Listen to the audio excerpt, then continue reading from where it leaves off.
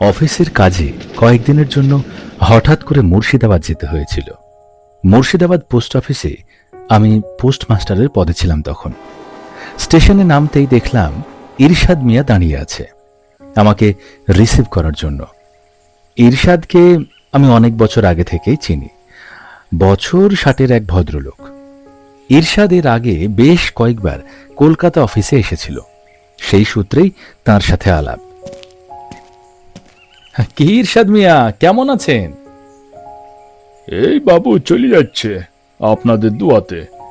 আপনার জন্য মুর্শিদাবাদ শহর থেকে একটু বাইরে বেশ নিরিবিলি পরিবেশে একটা বাড়ির ব্যবস্থা করেছি, ভালোই লাগবে আপনার। বাহ, বেশ ভালো, চলো তাহলে ওখানে যাওয়া যাক। এই বলে আমি আর ইরশাদ একটা গরুর গাড়িতে চেপে বসলাম। স্টেশন থেকে 5 মাইল দূরে গ্রামটি।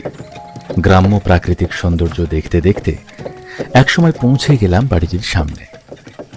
বাড়িটা এক নজরে ভালোই লাগলো। একতলা বাড়ি, চারিদিকে বাগান, মানে একসময় বাগান ছিল, এখন আগাছায় ভরে গেছে। বাড়ির ভিতর দুখানা ঘর, একটি শোবার আর একটি বসবার, এছাড়া একটি রান্নাঘর। ইরশাদ মিয়া ঘরের জানলাগুলি খুলে দিল। জানলা দিয়ে বেশ হাওয়া ঢুকে পড়ল ঘরে। ঘরের গুমট ভাবটা অল্পের মধ্যেই কেটে গেল। ইরশাদ মিয়া চলে যাওয়ার সময় বলে গেল, কাল থেকে রাম সিং নামে আসবে বাড়ির রান্নার বাকি কাজ করে দেওয়ার জন্য।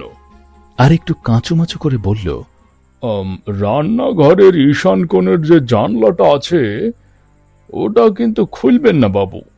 আমি কৌতূহলী হয়ে জিজ্ঞেস করলাম, কেন?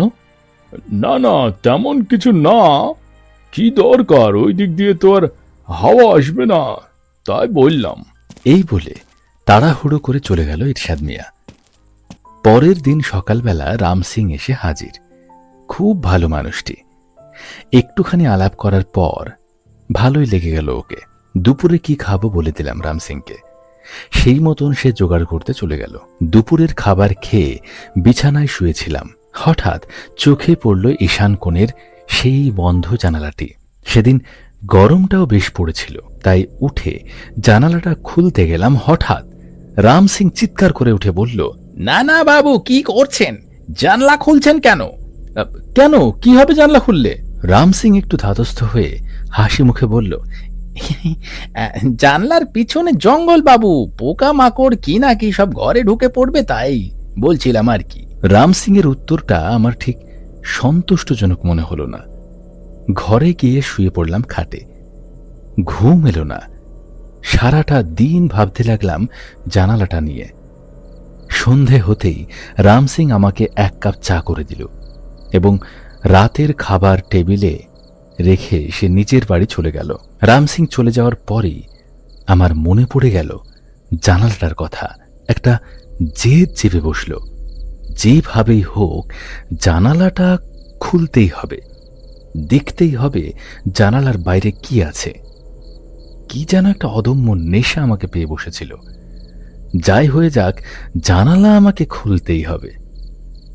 আমি সম্মোহিত হয়ে এগিয়ে গেলাম জানালাটার দিকে।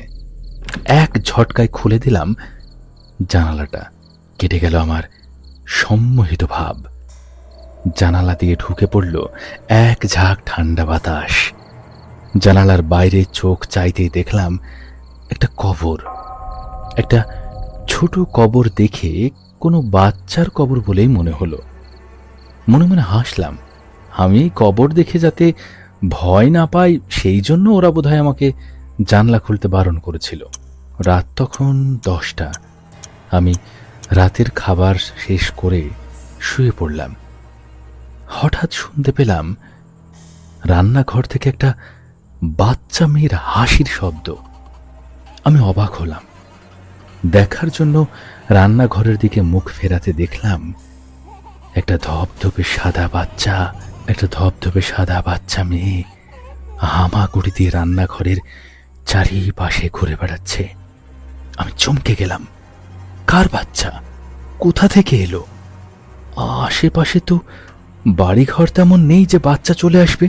আমি একটু সামনে এগোতেই দেখলাম বাচ্চা মেয়েটি হঠাৎ ধোয়ার মতন হাওয়াতে উড়ে গেল। আমি কিছুক্ষণ মন্ত্রমুগ্ধের মতো দাঁড়িয়ে রইলাম। নিজেকে বোঝানোর চেষ্টা করলাম যা দেখলাম তা হয়তো মনের ভুল। শুয়ে পড়লাম আবার। ঘুম আসছিল না কিছুতেই। ভাবতে লাগলাম কি হয়েছিল।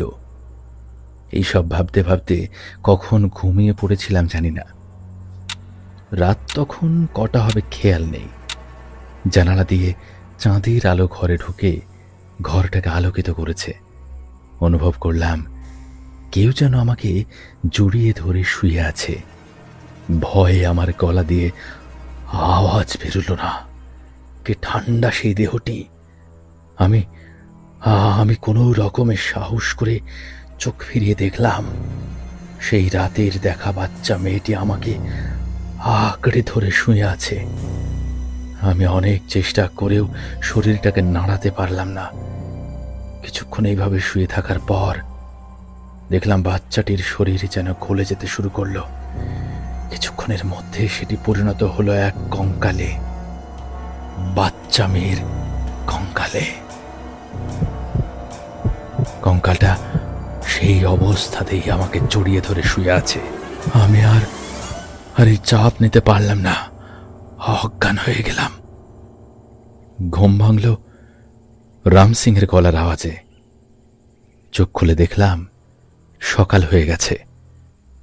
বিছানার সামনে ইরশাদ মিয়া আর রাম সিং ভীত মুখে দাঁড়িয়ে। আমি জিজ্ঞেস করতে জানতে পারলাম সকালে অনেক ডেকে যখন আমার সাড়া পাওয়া যায়নি, সে আমার খোঁজে এই দিক সেই দিক দেখতে থাকে এবং আমাকে খুঁজে পায় সেই বাচ্চা মেয়েটির কবরের পাশে। আমি শুয়ে আছি কবরটাকে আঁকড়ে ধরে। জ্ঞান হওয়ার পর আমি এক মুহূর্ত সেই বাড়িতে আর থাকিনি।